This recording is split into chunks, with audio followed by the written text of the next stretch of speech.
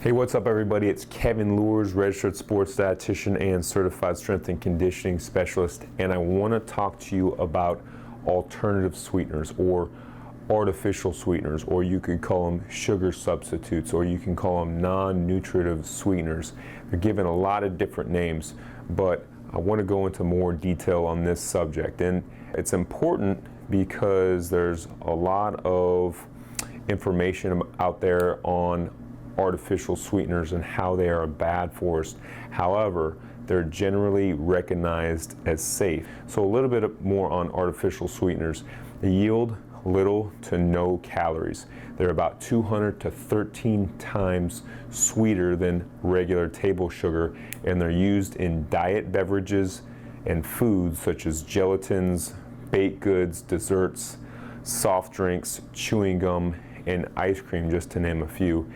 And like I said before, they're thought to be unhealthy and carcinogenic since most are synthetic or man-made.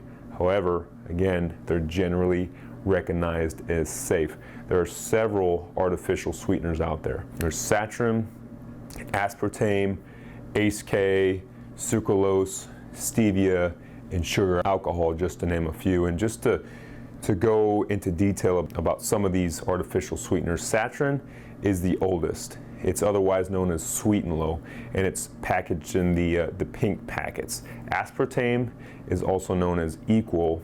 It's packaged in the blue packets, and a little bit more on aspartame is that it's made up of amino acids. So it's more of a protein than a carb, and so unlike other artificial sweeteners, aspartame yields 4 calories per gram. However, since it's 200 times sweeter than table sugar, we only need a little bit in those packets. So it's an insignificant level of calories. Since aspartame also is a protein, it's damaged by heat, so it's not good for cooking. It's used mostly in diet sodas, and it requires special labeling since the aspartame compound contains phenylalanine, which is an amino acid. So if you have phenylketonuria, that's a condition where you can't digest the amino acid phenylalanine, and so you have to avoid any aspartame containing products. Neotame is made by NutraSweet, and that's basically a different form of aspartame, but it's a heat stable structure, and therefore you're able to cook with it, and those with phenylketonuria are able to consume as well.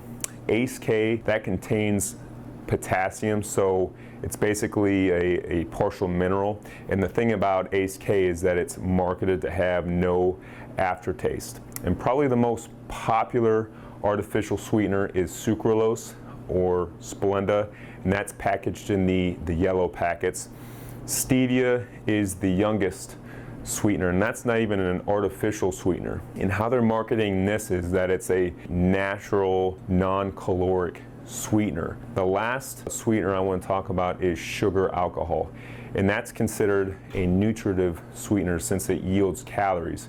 It's fewer calories than sugar, yielding about 2.6 calories per gram compared to sugar's 4 calories per gram, but it's about 60 to 90% of the sweetness of table sugar. Some examples are sorbitol, xylitol, mannitol, and maltitol, and it's in sugarless gum, it's in breath mints, and other dietetic candies. Since it's metabolized and absorbed slower than sugar, it can cause diarrhea in large amounts, with 50 grams or more having a laxative effect. So be very careful. And unlike sugar, it does not promote tooth decay since it cannot be metabolized by bacteria.